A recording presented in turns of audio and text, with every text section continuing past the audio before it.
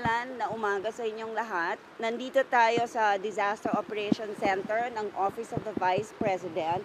Ito pong opisina na to ay isang sangay sa buong opisina ng Office of the Vice President. Ito po ang sangay ng opisina na tumutugon sa mga pangangailangan ng ating mga kababayan sa mga panahon ng ganitong disaster, natural or man-made, at mga iba pang kahirapan na nangyayari sa atin.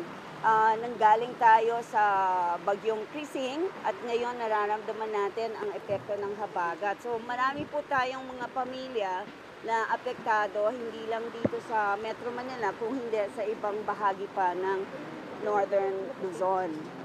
So ngayon po, makikita nyo dito sa atin yung ginagawa ng opisina. Naglo-load na po tayo ngayon ng mga relief boxes para ipamahagi natin sa mga kababayan na talagang kailangan. Ma'am, ilan po mga areas po ang sinaserve natin ngayon sa Disaster Operations Centers po? Can you give an figure or usap po mga exact mga location ang sinaserve ngayon ng DOC ngayong bagat? Of course, unahin natin yung pinakamalapit dito sa Metro Manila kung saan yung location natin dito sa gitna ng Quezon City, no? So marami dito sa paligid-ligid lang na nangangailangan ng tulong pero makakaabot po at in fact nakaabot na tayo hanggang sa Pangasinan para magpadala ng tulong.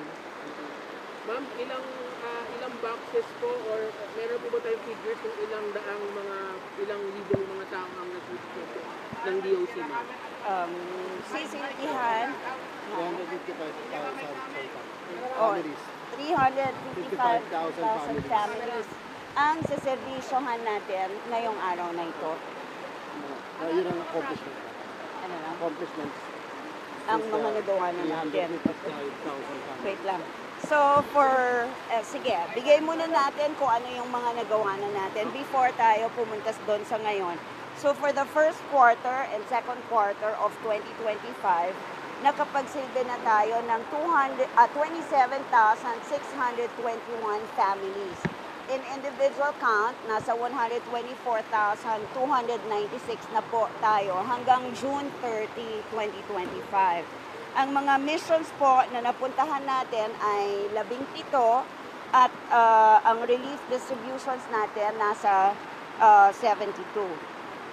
For this year, from January to June 2025, nakaapat na po tayong mga disasters o mga insidente kung saan kailangan natin talagang maghatid ng tulong at nakaikot na rin po tayo sa 11 regions sa buong bansa. Nakaikot tayo also sa mga 23 na syudad at munisipalidad at total po ng number of barangays na natulungan natin ay nasa 72. Ma'am, ano po mga contents po ng mga disaster boxes na pinamimigay ng OVP, ma'am?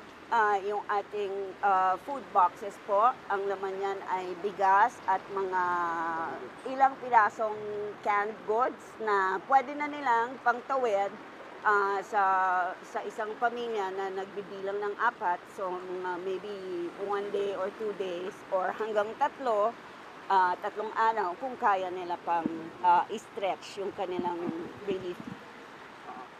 Ma'am, of course, merong ibang siguro iba nag-criticize siguro na bakit ginagawa pa ng OVP ito, yung dapat meron ginagawa naman natin ng DSWD. And what's your take po doon sa iba? Well, not all naman, pero yung iba kasi na parang sinasabi nila parang to be blunt about it, baka sabi nila na Apple daw ang OVP. Yes, of course.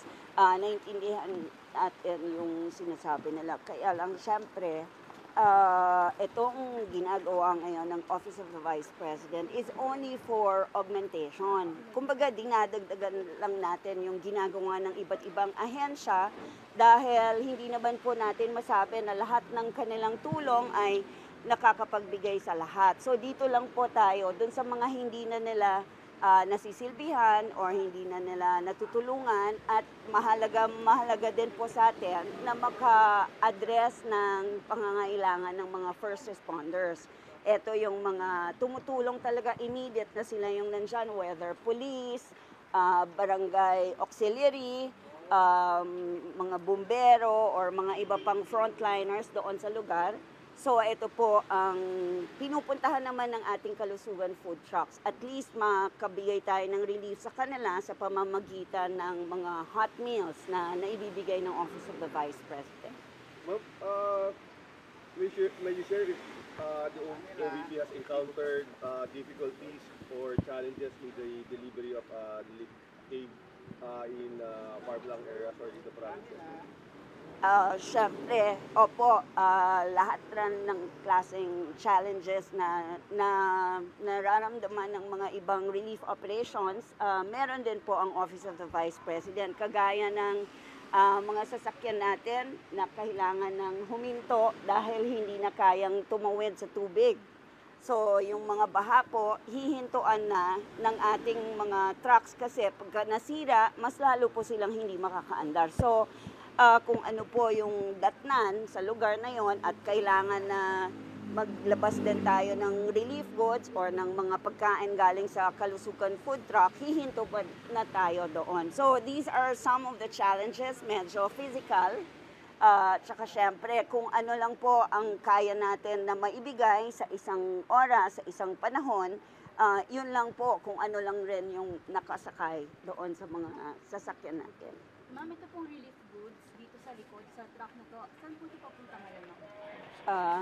Sa Pangasinan. Pangasinan, opo, papunta siyang Pangasinan. Dahil ask ko lang po kasi ngayon po medyo I think dalawa po yung sasakyan po natin, including the wing truck and then the Kalusugan Food Truck po. Do you think po ba kailangan po ba ng additional augmentation trucks para po mas marami pong maihatid na mga relief goods sa mga naapektuhan po natin mga kababayan po? Yes po. Actually, yun ang binanggit sa atin ng ating spokesperson na kailangan ng mga sasakyan. Totoo yan, kagaya nitong ating nakikitang food wing van sa likod, kaya lang yan maglaman ng almost 2,000 food boxes. So ang target natin like tomorrow and Friday is Pangasinan, where we need around 3,000 food boxes. Kaya kailangan namin ng augmentation ng mga other wing vans or 10-wheeler trucks. In fact, meron na rin kaming partner na kausap, darating yan tonight, para tumulong sa amin, para mas makapagdala tayo ng mas maraming food boxes and other relief items sa mga probinsyang nangangailangan ng tulong. That concludes po. Thank you po. Wait. Oo nga, sorry, incidentally, dahil nagbibigay tayo ng relief sa panahon ngayon, di ba? Babanggitin lang natin na yung ating libreng sakay, ito po yung mga bus ng Office of the Vice President na patuloy na umaandar. Dahil alam naman natin yung pangangailangan ngayon, and as a matter of fact, nung Monday ng gabi, pumayag po si Vice President Duterte na mag-extend tayo nung biyahe ng mga libreng sakay buses natin hanggang alas 12 ng gabi. Ito po, pangdagdag na lang rin sa tulong na alam natin na maraming na-stranded kung saan-saang lugar. Kaya po, ang libreng sakay natin, pinatuloy ang pag-operate hanggang madaling araw. At ngayon po, as we speak, umaandar din po yan, especially doon sa mga kanilang from the point of beginning hanggang sa makarating sila sa destinasyon, tuloy-tuloy po ang biyahe ng libreng sakay para makatulong tayo doon sa mga na-stranded na tao, na mamamayan natin. Attorney, may plan ba bang i-extend yung libreng sakay? Kasi for the past 2 days, nag-extend na from Monday and Tuesday. Ngayon po ba, or until the range of sight po ba, are we expecting po ba na i-extend yung libreng sakay po? Ipapa-extend po yan ni Vice President Duterte kung makikita natin ang pangangailangan. Sa ngayon po, kung talagang kailangan siya, itutuloy po ang ating biyahe.